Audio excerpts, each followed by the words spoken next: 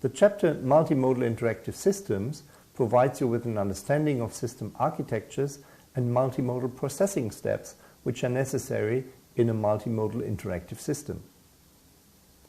You will learn that system development processes may be based on human collected data as well as on theoretical models.